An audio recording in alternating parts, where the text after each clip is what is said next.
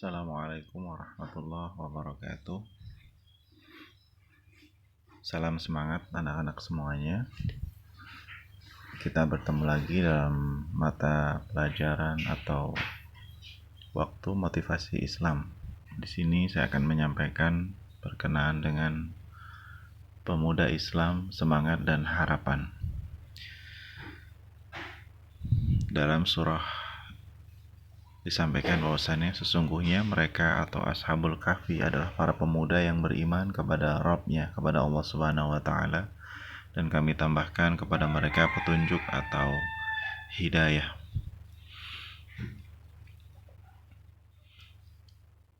Di sini juga disampaikan oleh Hasan Al-Banna bahwasannya oleh karena itu sejak dulu hingga sekarang pemuda merupakan pilar kebangkitan.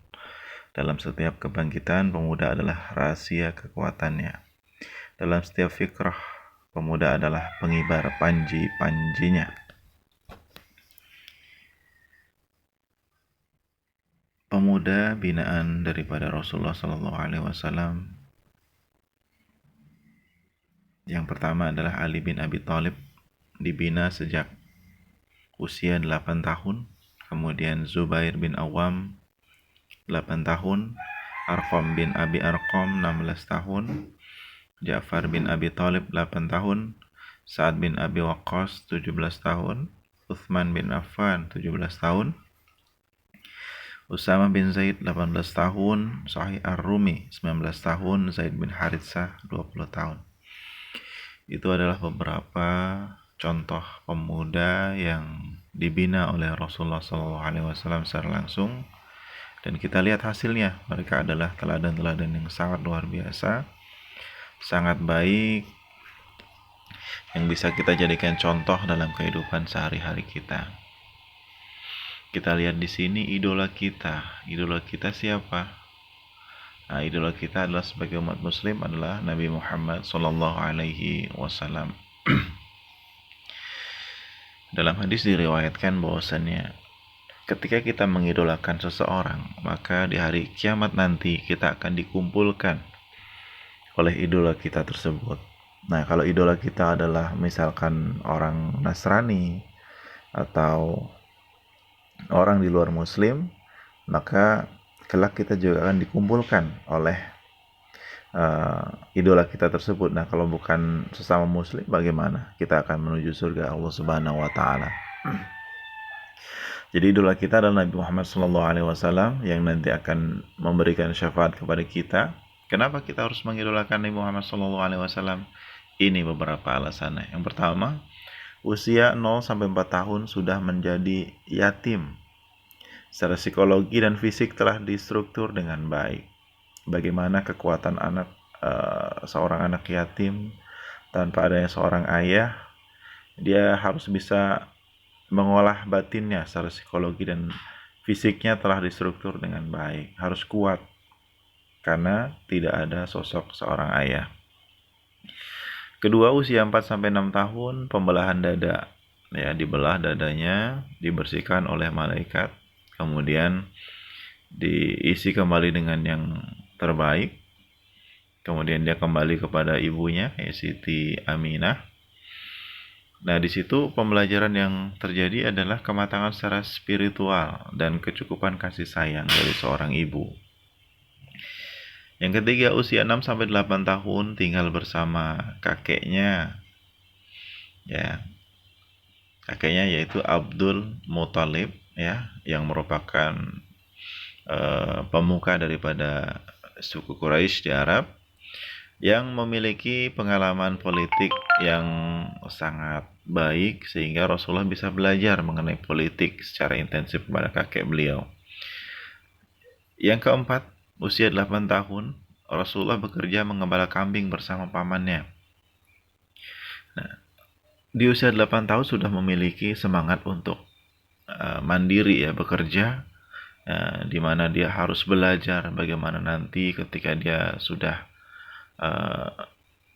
beranjak remaja, kemudian hidup sendiri, harus kuat dengan cara seperti apa. Makanya beliau belajar bekerja mengembala kambing bersama pamannya. Di usia 12 tahun bisnis internasional bersama pamannya, ya. Bisnis ya berdagang dari satu tempat ke tempat yang lainnya, ya. Eh, dari Makkah ke Madinah dan dari Madinah ke tempat yang lainnya, itu bersama pamannya untuk belajar berbisnis, berdagang, melihat kondisi perdagangan, kondisi ekonomi yang berada di Jazirah Arab pada waktu itu untuk dipelajari. Oh, suatu saat ketika harus berdagang, beliau sudah memiliki pengalaman. Kemudian usia 15 tahun, pengalaman militer dalam Perang Fijar. Nah, beliau sudah ikut berperang, yaitu Perang Fijar. Secara militer, dia sudah mengikuti, oh, taktik perang seperti ini, strategi perang seperti ini. Usia 20 tahun, pengalaman diplomatik, ya, berhubungan dengan keluar, ya, pengukuhan kredibilitas sosial. Jadi dia sudah bisa bernegosiasi, sudah bisa mengatur strategi, ya, untuk mematangkan dirinya. Kemudian usia 25 tahun menikahi Siti Khadijah, ya, dan disitulah usia 25 tahun sunnah Rasul, ya, yang disampaikan seperti itu. Rasulullah sudah menjadi kepala keluarga, ya, kepala rumah tangga. Kemudian usia 25 tahun sampai 35 tahun telah memiliki pengalaman sebagai kepala keluarga, pedagang, orang kaya, pemuka masyarakat, dan berbagai aktivitas sosial. Lagi di usia 35 tahun, beliau sudah memiliki semuanya, ya. Memiliki kematangan, memiliki kekayaan, memiliki nama di masyarakat, sehingga ya, semuanya sudah mapan. Nah, itu yang harus kita contoh. Bukan kita hanya mengidolakan orang-orang yang ya kita lihat hanya memiliki sedikit kemampuan. Kalau Rasulullah komplit semuanya, ya, maka kita sebagai umat Muslim mengidolakan, ya, harus mengidolakan junjungan kita, yaitu Rasulullah Shallallahu Alaihi Wasallam. Dan kita lihat sekarang potret pemuda Islam masa kini. Kita lihat seperti apa, ya. Nah, pemuda Islam masa kini yang kita tahu, ya, di lingkungan kita, dimanapun kita sudah sering melihat sebenarnya seperti apa sih kondisinya, ya. Di situ turun ayat, fakhalafa min ba'dihim khalfun adha'us shalah wattaba'us syahwat fasawfa yalquna ghayyan. Maka datanglah setelah mereka generasi yang lemah, yang meninggalkan sholat dan mengikuti syahwat, maka mereka akan menemukan jalan kesesatan. Surah Maryam ayat 59. Apa jabarannya? Ya, kondisi pemuda Islam sekarang adalah krisis identitas, tidak mengerti siapa dirinya. Saya ini Muslim apa bukan? Saya ini Nasrani apa bukan? Ya. Kalau Muslim harus seperti apa? Ya. Apa yang harus dilakukan oleh pemuda Muslim? Dia tidak mengerti. Yang ada cuma main HP, nonton, main game, ya kan, ngumpul-ngumpul. Nah, krisis identitas, mereka tidak mengerti. Padahal sudah besar, sudah dewasa, sudah remaja, ya. Nah, seperti itu. Yang kedua, mengabaikan ibadah, boro-boro sholat. Ya, hayya 'alas sholat, tidur lagi, pura-pura tidak mendengar, ya. Yang kita tahu bahwa azan ya, azan itu lantang sekali, ya. Di situ diserukan hayya 'alas shalah, mari kita sholat. Tapi yang terjadi apa? Tidak semua, ya, tidak semua, dan sebagian besar malah menunda pekerjaan itu. Kemudian ketiga, mengekor budaya-budaya barat, ya, K-pop lah.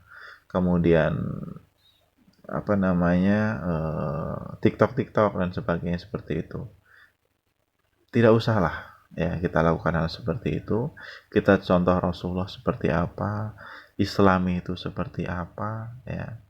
Mereka itu di luar daripada Islam, ya. Terserah mereka mau berbuat seperti apa, karena mereka akan menjadi orang yang rugi, ya. Allah Subhanahu wa taala sudah menjamin bagi siapa yang taat kepadanya, memeluk agama Islam, insya Allah surga nanti jaminannya.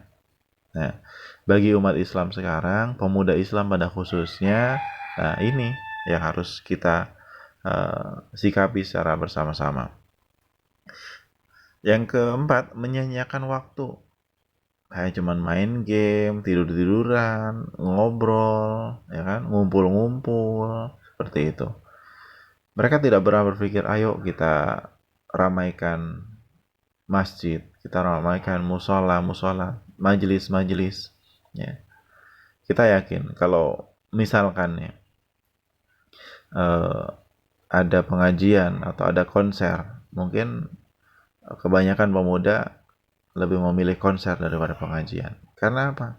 Malu kalau tidak bisa eh, ikut-ikutan seperti yang lain tuh malu gitu. Padahal itu melakukan hal-hal yang tidak seperti anjuran daripada agama Islam gitu. Kemudian kurang mandiri, ya. Sudah gede, sudah remaja, main game mau ke warnet tetap aja minta uang ke orang tua. Tidak pernah berpikir orang tua sudah susah payah, ya kan, mendidik, membesarkan, mencarikan nafkah, menyekolahkan, sampai dia besar, sampai dia harusnya sudah punya pemikiran untuk bagaimana saya bisa mandiri.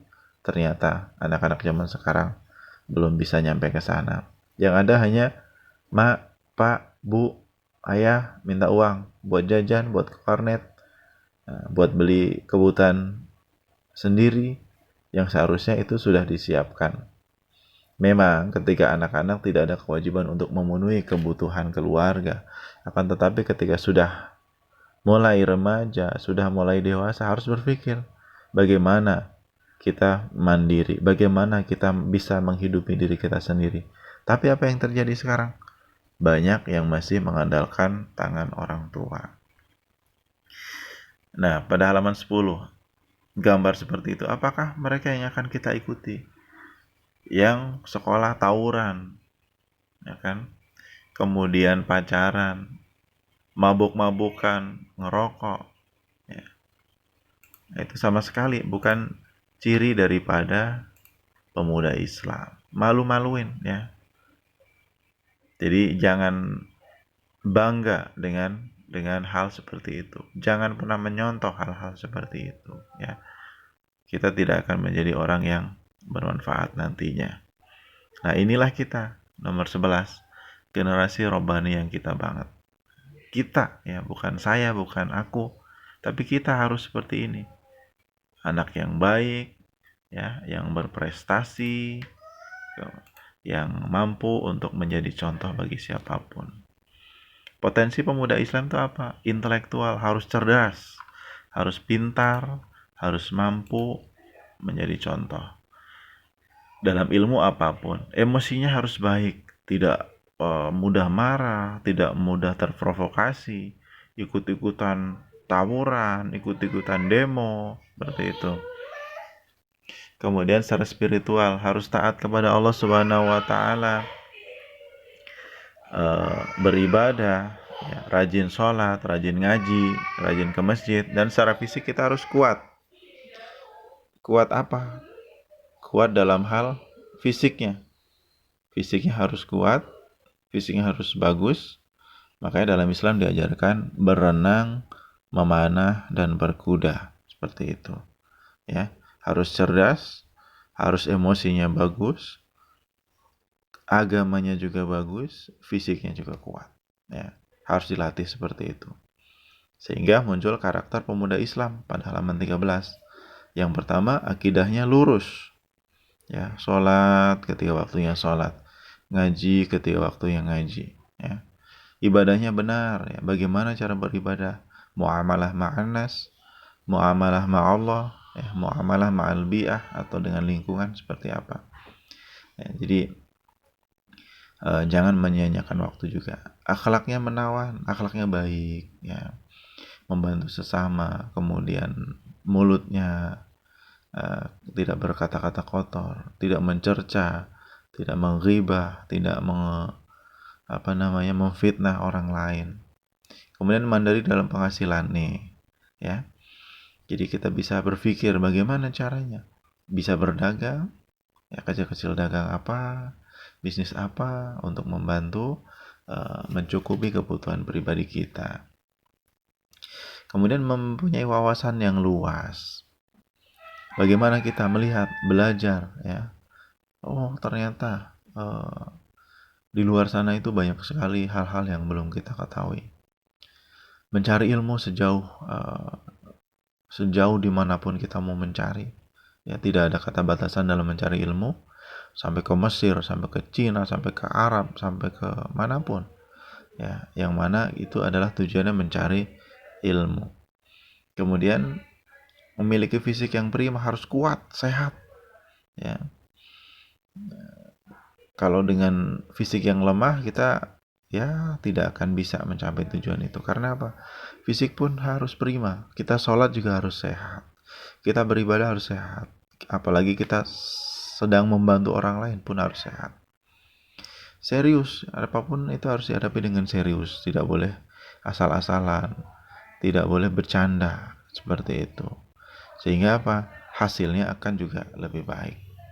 Rapi dalam semua hal, berpakaiannya rapi, ya ketika bersekolah misalkan anak-anak sekolah, baju-bajunya, jilbabnya, kuku-kukunya silahkan dicek lagi tuh. Kemudian apa namanya, celananya jangan sampai selebor, ya, gamis atau roknya juga pun sama. Sepatu jangan ditekuk, dipakai secara baik sesuai dengan fungsinya. Diletakkan buku-bukunya, dirapikan. Sudahkah kita seperti itu? Coba cek diri kalian masing-masing. Sudah belum bukunya diletakkan dengan baik? Sudah belum sepatunya dipakai dengan baik? Sudah belum baju-bajunya dipakai dan dirapikan seperti itu? Kemudian tepat waktu dan disiplin nih. Kalau masih terlambat datang ke sekolah, terlambat ngajinya, ya terlambat janjian dengan mungkin seseorang, nah itu bukan ciri orang-orang muslim yang baik gitu. Lebih baik menunggu daripada ditunggu gitu. Jadi ketika kita masuk jam 7 minimal ya sebelum jam 7 itu sudah datang. Maksimal jam 7 kurang 5 lah sudah datang. Kemudian kalau ngaji jam berapa juga harus, belajar juga harus. Ya, dan seperti main juga harus disiplin. Boleh main tapi waktu selesainya juga harus jelas gitu. Kemudian manfaat bagi sesama gitu. Kalau ada yang susah kita bantu, ada yang kurang kita beri, ya. Kita harus peka kepada semuanya supaya kita menjadi rahmat atau rahmatan lil alamin, ya, menjadi rahmat bagi semuanya. Nah, itulah beberapa karakter pemuda Islam yang kita harus tempuh bersama-sama, ya. Kewajiban kita bersama sebagai seorang muslim. Nah, peran pemuda Islam diantaranya mendalami Islam, minimal dengan 3 aktivitas. Membaca Al-Quran, sudahkah kita membaca Al-Quran setiap hari? Membaca buku-buku Islam, sudahkah kita membacanya? Belajar secara rutin. Nah, belajar secara rutin tanpa ada batasan waktu dan usia. Berdakwah bisa di rumah, di masjid, di sekolah atau kampus atau masyarakat, dimanapun kita berada. Di sekolah contohnya apa? Ayo kita sholat, ya kan? Ayo kita membantu yang kurang. Ayo kita rapikan kelas kita. Ayo kita letakkan sepatu kita di tempatnya dengan benar. Ayo kita bersihkan sampah-sampah. Ya, jadi itu beberapa dakwah yang bisa kita lakukan. Tidak harus berperang, berjihad. Itu sama semuanya dengan jihad. Ya. Kemudian di masyarakat, ketika waktunya sholat, ayo teman-teman kita sholat dulu, nanti main lagi. Gitu. Ayo kita ke mushola ngaji. Nah itu di masyarakat. Ya. Kemudian meningkatkan keterampilan leadership, ya, jiwa kepemimpinan harus bisa. Gitu. Yang kedua adalah manajemen skill. Kita harus bisa memanage diri kita. Waktu kita bangun pagi sampai nanti tidur lagi harus ngapain? Itu harus bisa, ya. Kemudian professional skill. Kita juga harus profesional gitu. Kalau memang kita jual beli harus profesional, kita belajar harus profesional, ya. Jadi waktu-waktu itu kita hargai dengan baik, orang-orang kita hargai dengan baik, insya Allah segala kebutuhan, segala kegiatan kita juga akan berjalan dengan baik. Nah itu ya teman-teman, anak-anak semuanya, beberapa hal yang bersinggungan dengan pemuda Islam harus kita sikapi, harus kita tingkatkan diri kita supaya kita bisa menjadi orang-orang yang memiliki kemampuan yang lebih baik. Sekian dari Bapak ya. Semoga Allah Subhanahu wa taala memudahkan segala upaya kita untuk menjadi generasi Rabbani, pemuda yang Islami, cerminan pemuda Muslim, dan tauladan bagi semua. Amin. Tugas yang terakhir, silakan dibaca dan dipahami materi tadi sampai tuntas. Kemudian silakan dihafalkan surah Maryam ayat 59 beserta artinya. Yang ketiga, ceritakan 5 hal mencerminkan karakter pemuda Islam yang sudah kamu lakukan baik di rumah, di sekolah, atau di lingkungan tempat tinggalmu. Apa itu karakter pemuda Islam? Pada halaman 13 bisa dilihat dari akidah yang lurus sampai manfaat bagi sesama. Kira-kira apa yang sudah kalian lakukan? Itu kan ada banyak, silahkan dipilih nanti kira-kira apa, diceritakan. Saya sudah mengajak teman untuk sholat berjamaah, saya sudah datang ke sekolah tepat waktu, contohnya seperti itu. Silahkan berbuat baik kepada siapa, silahkan. Setiap anak berbeda-beda. Kemudian kirimkan bukti hafalan dalam bentuk rekaman atau voice note ya ke nomor Bapak di 0813 2792 1314 beserta identitas siswanya. Bapak, ini tugas dari Dimas misalkan mengenai motivasi. Tugas rekaman atau voice note dikirimkan paling lambat itu bukan lambat, hari Kamis tanggal 22 Oktober 2020.